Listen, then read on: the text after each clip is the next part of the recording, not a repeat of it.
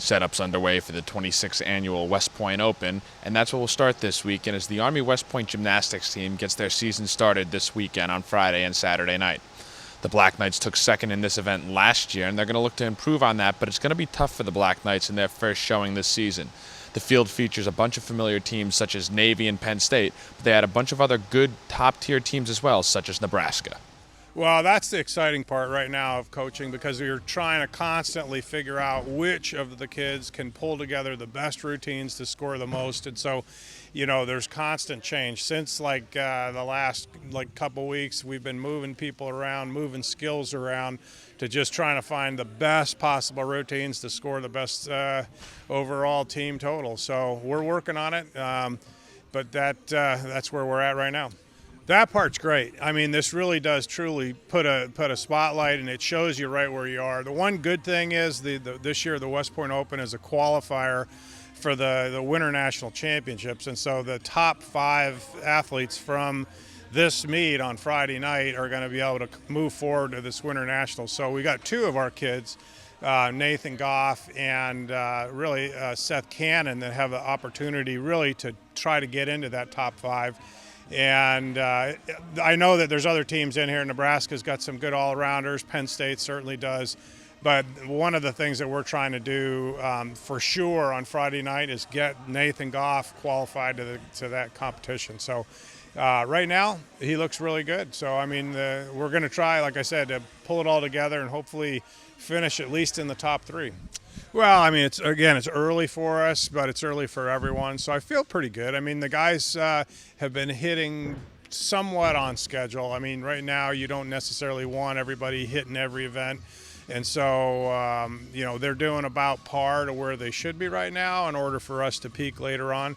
But it's going to be one of those years where everybody's important, everybody counts. And so we're definitely leaning on just about everybody to get every 10th we can. It'll be a busy weekend here at the Hollander Center, as right across the hall at the same time as the West Point Open on Friday and Saturday night, it's the Army hockey team taking on Mercyhurst. The Black Knights are coming off a disappointing weekend where they only got 1 point against Bentley as they slipped from first place in Atlantic hockey to third. They're going to look to make up that difference this weekend as they look to get back into first place with a strong showing against Mercyhurst, who has been one of the top teams in Atlantic hockey over the last 5 or 6 seasons.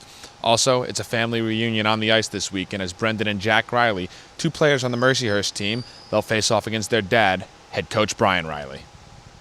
Obviously excited to have the opportunity to be back at home. Last weekend we learned a hard lesson, thought we had a game won, and we didn't do the things that you need to do to win a game, and you know what? I think we learned from that. So we understand certainly coming here against Mercyhurst this weekend that you're going to have to play a complete 60 minutes. You know what?